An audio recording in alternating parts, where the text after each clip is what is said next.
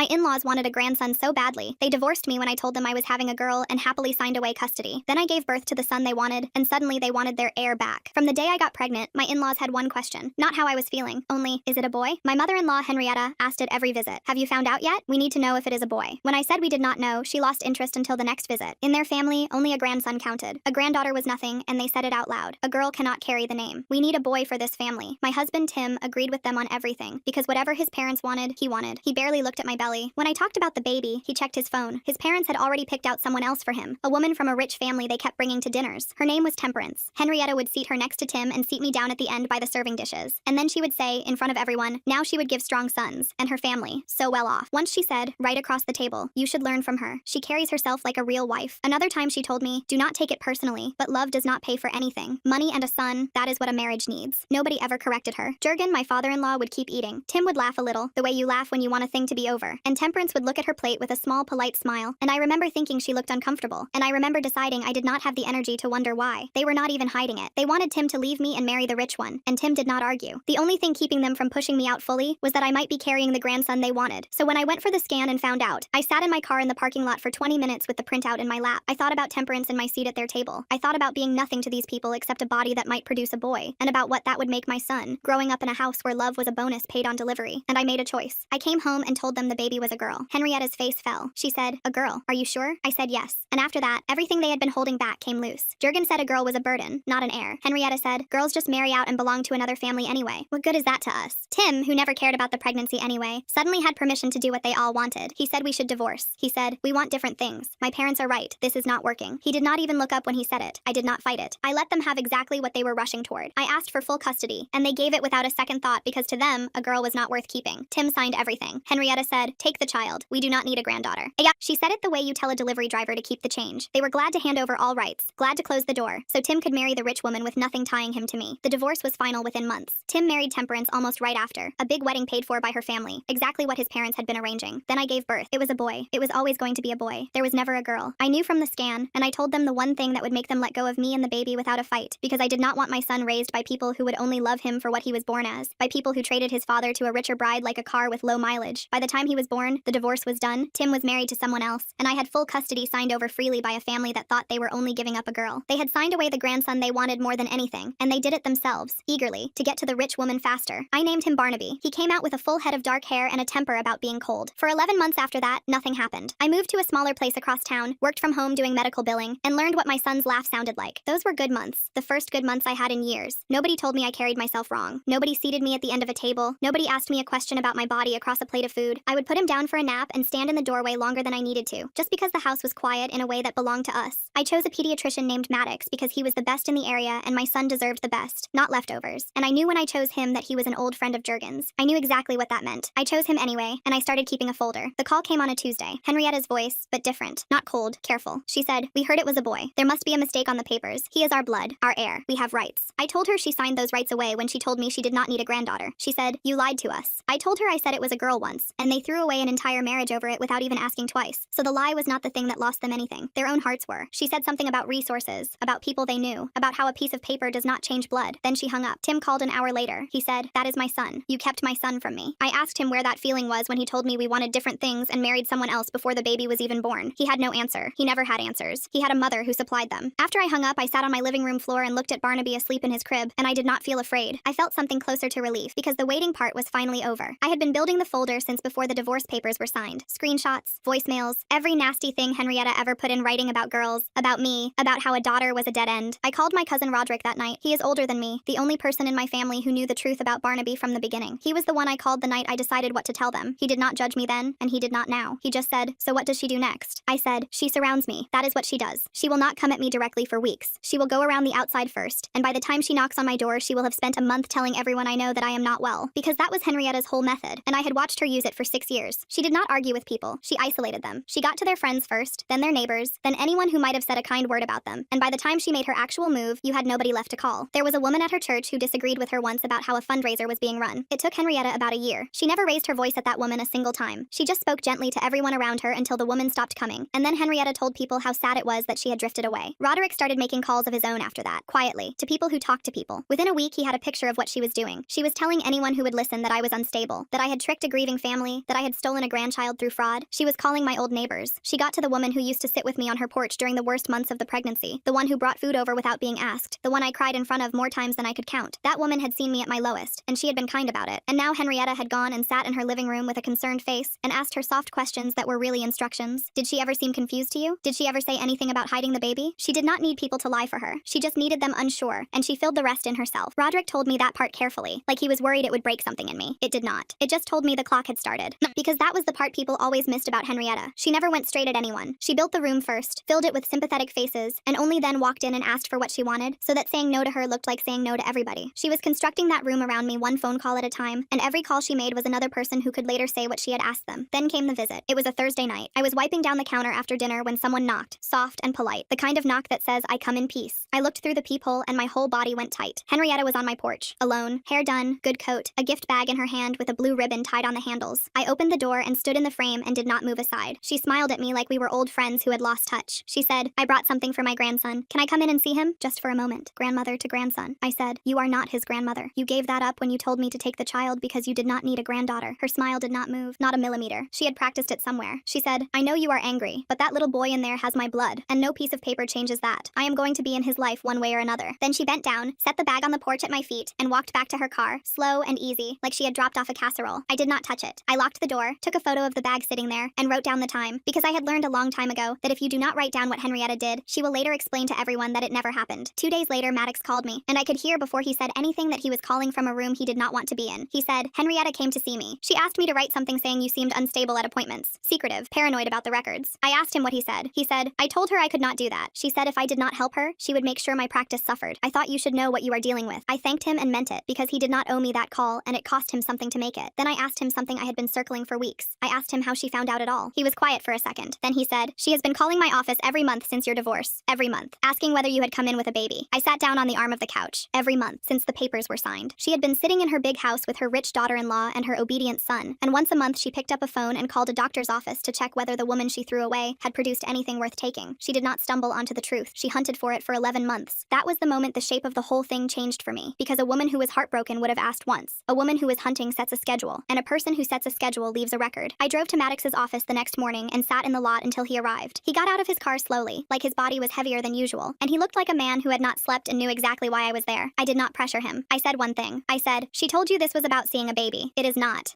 She told me she is going to be in his life one way or another, and she asked you to put your name on something false to make that happen. She picked you because she thought you were the kind of man who would be too frightened to say no and too quiet to tell anyone. She was wrong about half of that. I am not asking you to fight her. I am asking you to write down what actually occurred, dates of the calls, what she asked you for, what she said she would do to you when you said no." He sat down on the bench outside his door and looked at his hands for a long time. I did not fill the silence. I had said what I came to say, and there was nothing left to add to it. He was not a brave man, and I was not going to pretend otherwise, but he had picked up a phone and warned me when he did not have to, and I have found that people who do the small honest thing will usually do the larger one if you give them room and do not crowd them. Then he said, "Give me until tomorrow." He sent it the next afternoon. 11 months of call logs, printed straight from his office system, with the dates and the durations and her name attached to everyone. A page in his own words describing what she came in and asked him to fabricate, and what she threatened. He signed it and dated it. I put it in the folder with everything else, and then I sat down at my dining table and laid the whole thing out, page by page, in order, and for the first time I looked at it not as a defense but as a picture, because that is what it was. Laid out in sequence, it was not a family reaching for a grandchild. It was an 11-month operation with a start date, a cadence, and an objective. Anyone who read it from front to back in order would come to the same conclusion without me having to argue for it, and that mattered, because the second I started arguing, I would sound like exactly the unstable woman she had been describing to my old neighbors. And then I found the 2 messages that made everything else pointless. I had been going back through years of group chats looking for anything about temperance, and I found a text from Henrietta to Tim that he had forwarded to me himself, back when he was still trying to convince me his mother was joking. It was sent 3 weeks before my scan. 3 weeks before I said the word girl to anybody. It said, "Temperance's family is ready whenever you are. Do not let this drag on." And under it, from a month before that, one more. "A real wife brings more than just a baby. She brings a future." I read them and read them again, and something in my chest went very quiet and very level, because that settled the only question that had ever mattered. They did not leave me because of a girl. The plan to replace me was in motion a full month before I knew what I was carrying. The gender was never the reason. It was the permission slip. And that meant Henrietta's whole story, the one she was walking around town telling my old neighbors, the heartbroken grandmother deceived out of her heir, was not simply self-serving. It was disprovable in writing, by her own hand, with dates on it. So I did not call a lawyer. I did not need one. What I had was not a case. It was an account, and an account only has to reach the right reader. A courtroom was never the point, and it was never a place I wanted my son's name spoken. What I wanted was for the story Henrietta was telling to stop being profitable, and stories stop being profitable the moment the person paying for them finds out what they cost. There was exactly one person on earth for whom that account account would be expensive. Temperance's father had paid for the wedding. He had paid for the house. Roderick knew a man who did work for his company and could put an envelope directly on his desk instead of through 6 assistants who would lose it. So that is what I sent him. Not a letter, not an accusation, not one word of my own opinion anywhere in it. Just the documents in order, with a single index page listing what each one was. The 2 texts arranging his daughter's marriage, dated a month and 3 weeks before my scan, proving the arrangement predated any question about my child. The relinquishment, signed voluntarily and fast, with no request from anyone to verify a single thing. Henrietta's own written words about granddaughters being worthless, and daughters-in-law being interchangeable. And Maddox's statement, with 11 months of monthly call logs to a pediatric office, plus his account of what she asked a doctor to fabricate about a mother's mental health and what she promised to do to his practice when he refused. I did not add a request. I did not ask him for anything at all. I put my phone number on the index page, sent it, and went and gave my son a bath. 10 days went by. On the 11th, Tim called. His voice was wrong from the first word. Not shaky and rehearsed like before, hollow. He said, her father sat us down, both of us. He had a folder. I did not say anything. He said, he asked my mother to explain the calls to the doctor. She started to give her version, and he stopped her and read the dates out loud. All 11 of them, one at a time. Then he said, Temperance did not know about any of it. She did not know they picked her before the divorce. She thought we met the normal way. I said nothing, because there was nothing I needed to add to that. Tim kept going the way he always did when nobody was steering him. He said Temperance's father had one question after the dates, and it was not about me, and it was not about Barnaby. It was whether his daughter had been selected the way a company selects a supplier. And the answer to that question was sitting in Henrietta's own words, in a message about how a real wife brings a future, sent while his daughter was being seated next to a married man at dinner parties. Tim said the house was in her father's name. He said the job was too. He said Temperance had moved back to her parents' place while things got sorted out, and that his mother had called her 14 times and been blocked. Then he said, quieter, she never wanted children. My mother knew that when she picked her. And I did sit with that one for a moment. Henrietta wanted an heir so badly she detonated a marriage over a scan result, and then chose her son a wife who was never going to give her one, because at the time she thought the heir was gone, and money was the consolation prize. She traded an actual grandson for a woman she had never bothered to ask a single real question about. Every part of what she lost, she selected herself, in writing, with her own name attached, months before I ever opened my mouth about a scan. I said, so your mother picked you a wife who cannot give her what she wants, and then came after mine. Do you see the pattern yet? He was quiet a long time. Then he said, I think about it sometimes. What it would have been like if I had just stayed, if I had told her no. I did not feel love. That was gone a long time ago. Gone the night he sat across from me and let his mother tell me I was not good enough while Temperance sat in my chair like she already owned it. And I did not feel forgiveness either, because forgiveness is for people who have done something to earn it. What I felt was a thin, tired sadness at the ghost of a man who could have existed if he had ever once stood on his own feet. I said, you did not stay. You cannot go back. He asked if he could see Barnaby, just once. I said, you had the chance to see him every day for the rest of your life. You chose a wedding. Henrietta called me twice after that, from 2 different numbers. The first time she was sweet, the voice she used on waiters before sending food back. The second time she was not. She said I had destroyed her family. I told her I had not written a single sentence of what her son's father-in-law read. Every page of it was hers. Her texts, her signature, her name on a doctor's call log, once a month for 11 months. I told her the reason it worked was not that I was clever. It was that in 6 years she had never once imagined that anybody would keep a copy. Then I hung up, and I blocked both numbers. Jurgen sent one letter after that, and it was not a threat. It was 2 paragraphs asking whether there was any arrangement that might be discussed. I read it twice and put it in the box with everything else, and I did not answer it. There was no arrangement. There had never been an arrangement. There had been a woman who signed a paper because she believed a girl was garbage, and a man who signed next to her because his mother told him to, and a family that spent 11 months making phone calls to find out whether the garbage had turned out to be valuable after all. Barnaby is 14 months old now. He has 8 teeth and strong opinions about socks. He says a word that is almost water, and a word that is definitely no. Someday he is going to be old enough to ask why he has 1 grandmother instead of 2, and I will tell him the truth, all of it. The scan and the lie and the paper they signed so fast the ink smeared. He can decide for himself what he thinks of me for it. I am not going to sand any of it down for him. I will tell him that I lied, and that I would do it again, and that those are 2 different sentences, and he is allowed to hold both of them against me at the same time. I kept the folder. It is in the closet in a box with his hospital bracelet, and the printout from the scan, the one I sat with in that parking lot for 20 minutes before I decided what kind of childhood he was going to have. The gift bag stayed on the porch through 2 weeks of rain before I carried it out to the bin. I never opened it. The ribbon had gone gray.